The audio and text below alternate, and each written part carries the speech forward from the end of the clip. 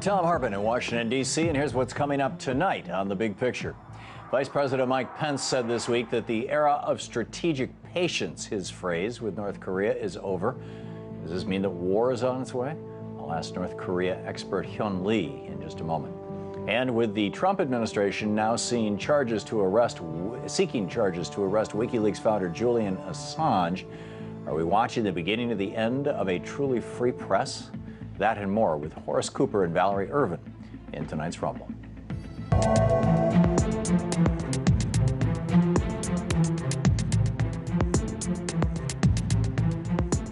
East Asia is on edge tonight as U.S. officials say North Korea is getting ready to conduct another nuclear test.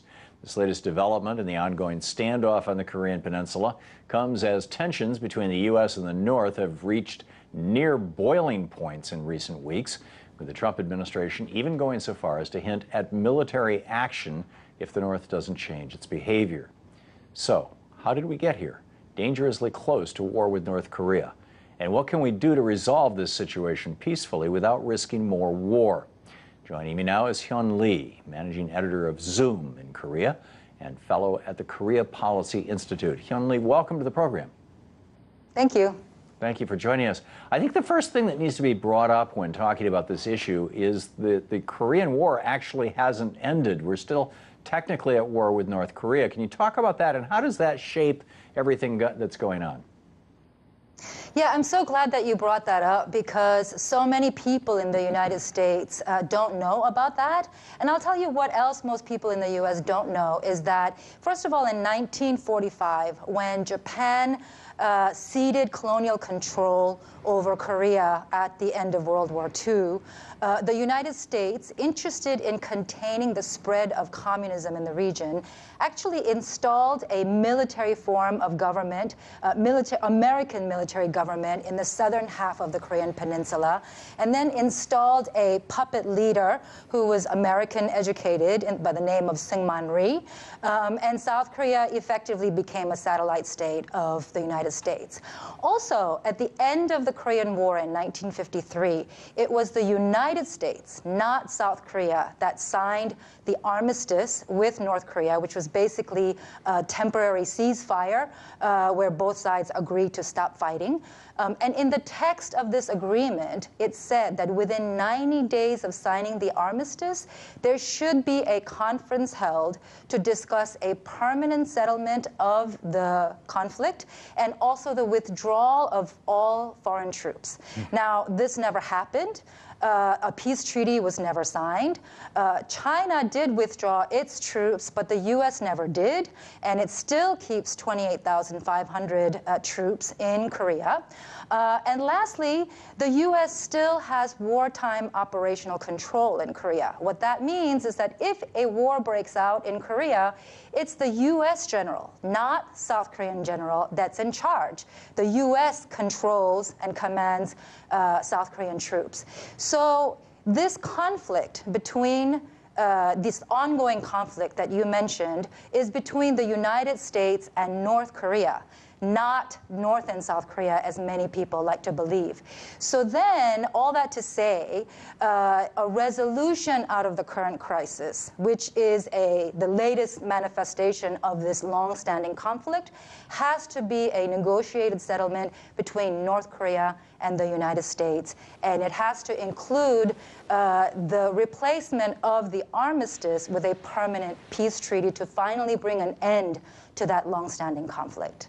So how did we get to where we are right now with North Korea threatening nuclear war and the U.S. hinting at strikes? I mean, it's my understanding that the North's nuclear program was all but scuttled. That Bill Clinton in the 90s had negotiated a freeze on it that was actually being totally complied with until George W. Bush gave his axis of evil speech. Am I correct in that? Yes. So, many people don't realize that the United States has maintained a nuclear first strike threat against North Korea going back all the way to the Korean War. From 1958 to 1989, the U.S. had hundreds of nuclear weapons in South Korea. And then in the early 90s, when the Soviet Union collapsed and North Korea faced an existential crisis, it turned to developing nuclear weapons to create a deterrence. And the United States had real opportunities to freeze North Korea's nuclear weapons program, once in 1994 during the Clinton administration, and then also in the early 2000s during the George W. Bush administration. Both times, North Korea agreed and did freeze its nuclear weapons program in exchange for a security assurance from the United States. Basically, the United States says, we are not going to attack you. And also a commitment to move towards normalizing relations between U.S. and North Korea. Both times, the United States did not follow through on its commitments because the conventional wisdom at that time in Washington was that North Korea was a regime that was facing imminent collapse, and so they did not need to follow through on their agreements. And then, so what the United States instead did was apply sanctions on North Korea to speed up the regime collapse, and then rehearse very provocative military exercises that were all about regime collapse scenarios in North Korea. And so then North Korea had no other option to return to developing nuclear weapons. And we all know that during the Obama administration, there was no engagement. The U.S. basically ignored North Korea, and North Korea just continued on with its nuclear weapons program. And that's how we got to the crisis that we are in today. So if the Trump administration knew its history, a very unrealistic expectation, I know, because who in the U.S. cares about history anymore? But if it did, then they would know that actually the solution out of the current crisis is quite simple and very clear, which is basically remove the existential threat to North Korea that is posed by nuclear weapons by the United States, by the U.S. first strike threat. And then also stop its very provocative military exercises that rehearse a nuclear preemptive strike against North Korea. How does China fit into all this? I think the general American perception is what Donald Trump tweeted this morning, that China could solve the situation if it wanted to. Is that accurate? I think the United States needs to come to the realization that China and the U.S. fundamentally do not share strategic interests in the region.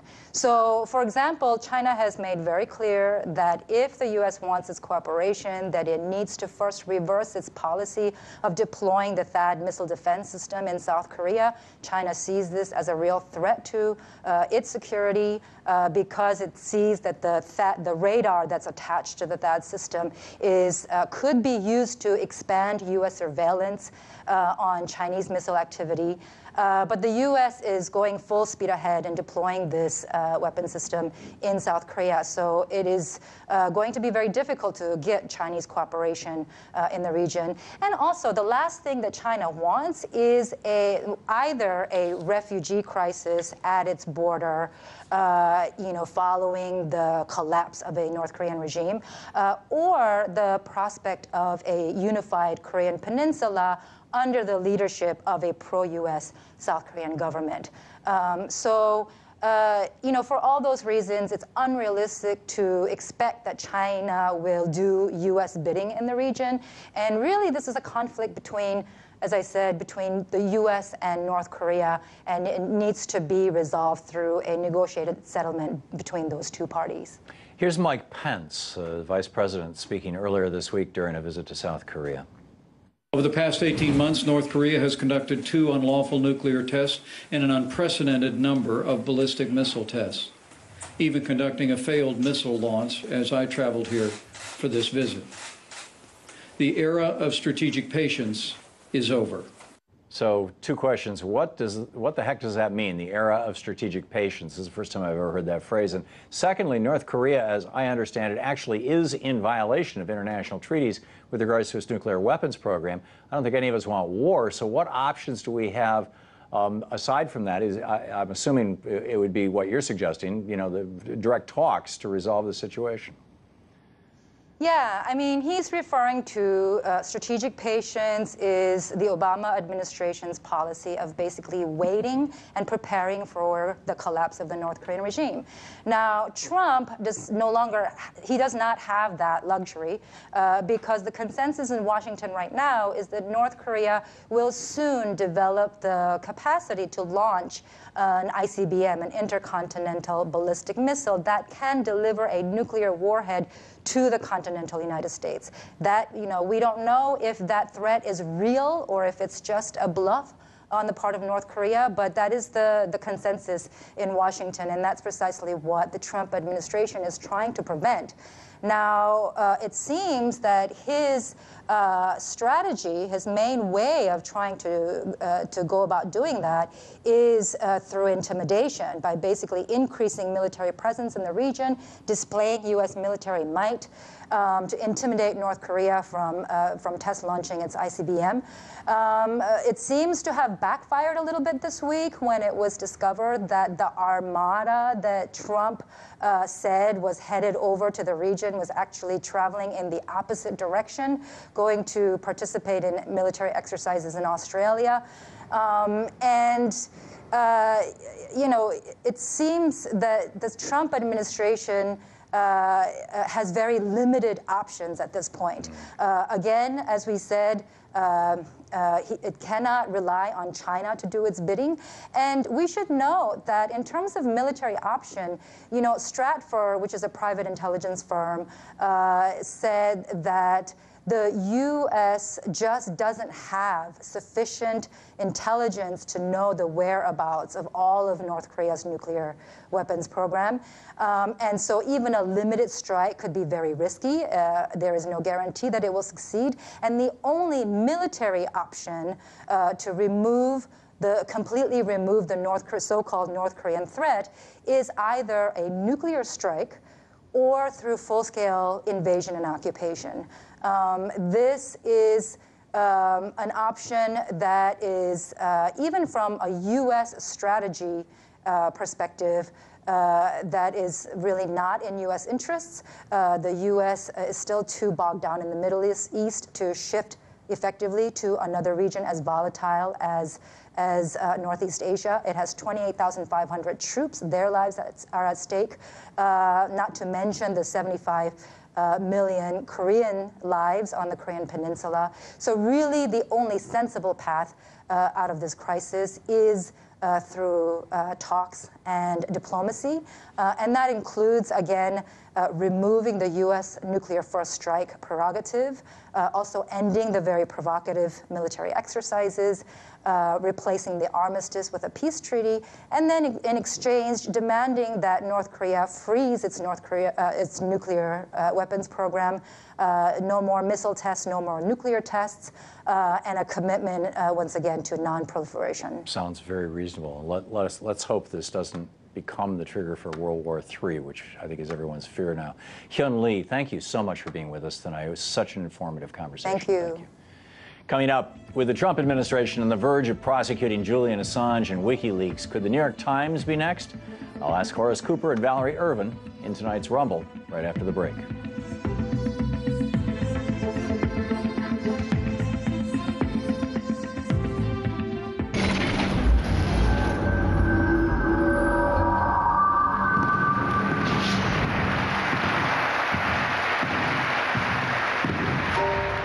All the world's a stage.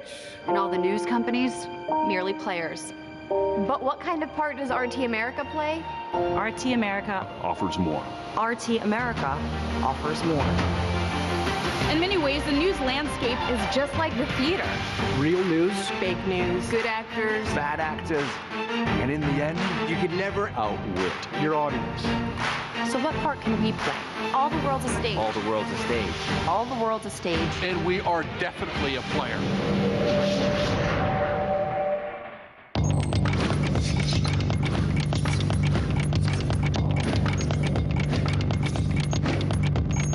I'm Larry King, and you are watching RT America.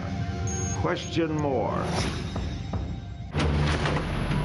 I'm a trial lawyer. I've spent countless hours pouring through documents that tell the story about the ugliest side of corporate America. Corporate media refuses to talk about these issues. The conduct by this company was deplorable. I'm going to paint a clear picture about how disturbing, how corrupt corporate conduct has become in modern America. These are stories that no one else can tell. I'm Mike Papantonio, host of America's Lawyer. Question more. In case you're new to the game, this is how it works now. The economy is built around corporations. Corporations run Washington. Washington controls the media. The media controls the voters. Voters elected a businessman to run this country. Business equals power. Boom bust. It's not business as usual. It's business like it's never been done before.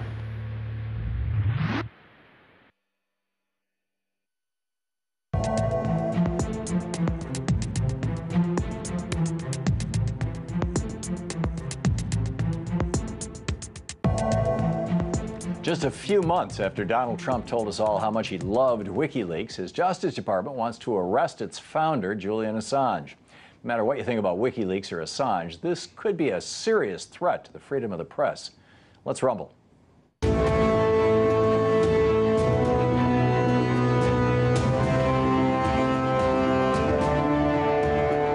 For tonight's Rumble are Horace Cooper, attorney and senior fellow at the National Center for Public Policy Research, and Valerie Irvin, senior advisor to the Working Families Party. Thank you both for being with us tonight. It's great to have you. So, amid reports that the Justice Department was preparing a case against him, Attorney General Jeff Sessions confirmed Thursday that arresting WikiLeaks founder Julian Assange is a priority. We are going to step up our effort and already are stepping up our efforts on all leaks. This is a matter that's gone beyond anything I'm aware of. We have professionals that have been at the security business of the United States for many years that are shocked by the number of leaks, and some of them are quite serious. So, yes, it is a priority. So, is the New York Times next? It appears so. Here's Jeff Sessions this morning on CNN. Should folks be concerned that this would also open up news organizations like CNN or the New York Times to prosecution? That's speculative, and I'm not able to comment on that. Right. So, Horace and Valerie, I mean, both the New York Times and the Washington Post, not unlike many papers, have a little spot on their website where, hey, if you want to leak something to us, if you want to give it to us anonymously, here's a way to do it, which is identical to what WikiLeaks is doing, or very similar to what WikiLeaks is doing. Presumably, it would be processed somewhat differently. But is this not an existential threat to journalism, and shouldn't we be protecting acts of journalism rather than just journalists, which is typically the place where people like Jeff Sessions goes? Valerie, your thoughts? This is chilling to me. I mean, first of all, the whole Julian Assange story is just pretty extraordinary. For 6 years, you know, he's trying to keep himself from going to jail by staying in the embassy. He was simply a whistleblower doing his job in a free press. And so I think that the Trump administration is chomping at the bit to go after CNN and to go after the New York Times. And I think this is going to put a chill on the free press as we know it if they're able to get Julian Assange and bring him to the U.S. Yeah, truth be told, Horace, the Obama administration was probably just as enthusiastic about nailing this guy.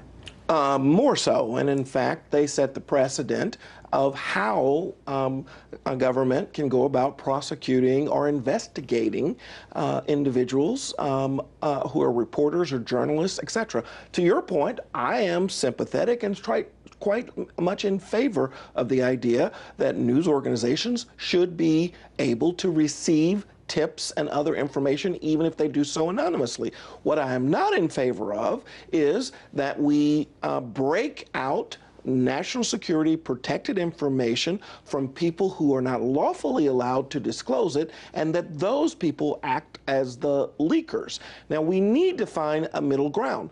During the Obama administration, it might have been a good time to have this conversation about where these limits ought to be. No one wanted to have those conversations then.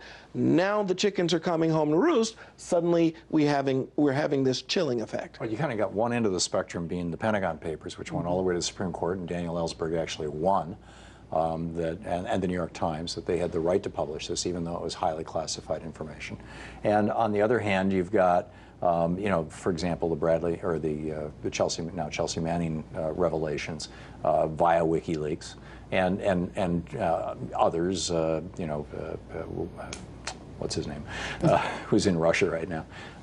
Yes. Yeah, you lost his name too. Yeah. Snowden. There you go. Yes. Yeah. I'm sorry. I'm sorry. Yeah, all of us had a brain fart at the same moment. So I'm reassured.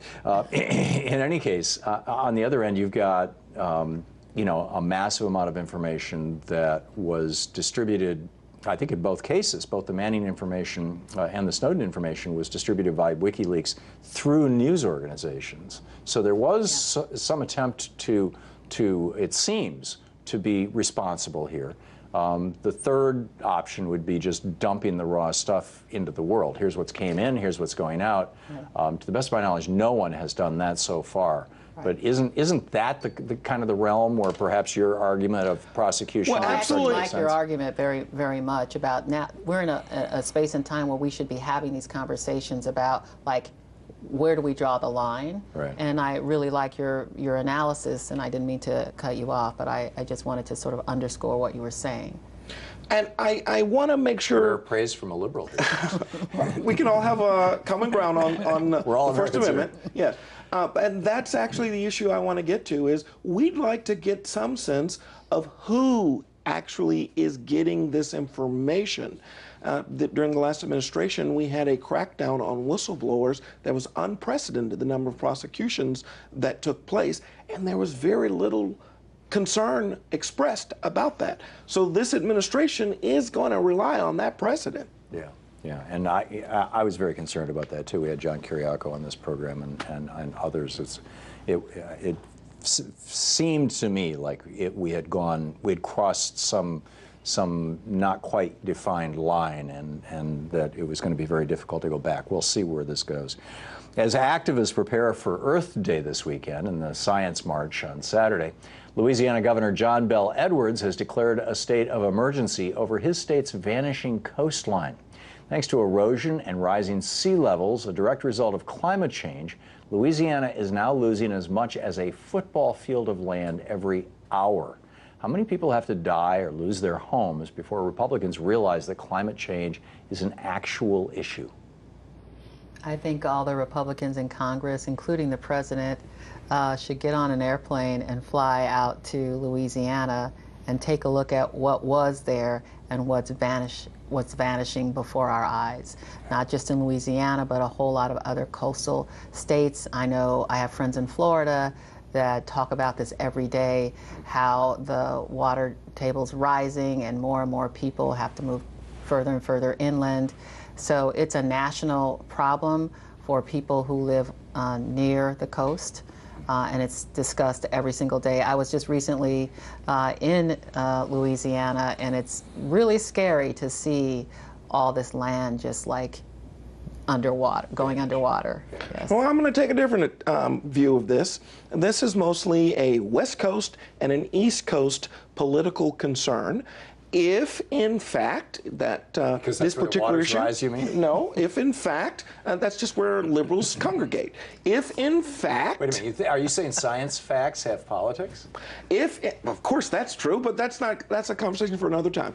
If in fact, so science facts are liberal and science made up fiction is conservative. Is that what you're saying? Well, really? Look, I'm not going to get into that conversation right this moment, but I will tell you this. Sounds like the basis of your argument. If Louisiana is serious about the claims being made, and this $50 billion slush fund is something that they plan to pay for with their own funds, or at least a large percentage of it, then it will get the attention of the rest of the country.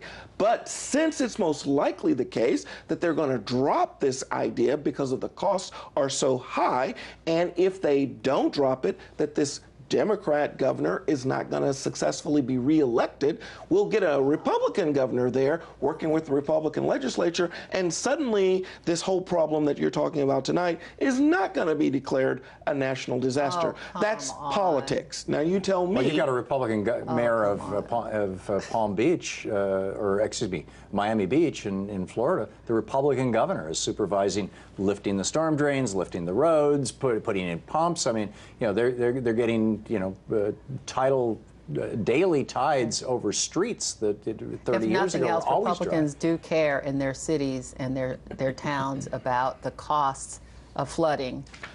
To the degree that this issue is serious, at least they care about that. To the degree that the issue is serious, local concerns are going to bring resources to bear, and as the rest of the country watches, they will decide. So the local organizations are having to pay the price for the profits that were made by Koch Industries and ExxonMobil. Louisiana was on the forefront of oil and gas extraction. So yeah. Well, you know. Okay, so it's karma.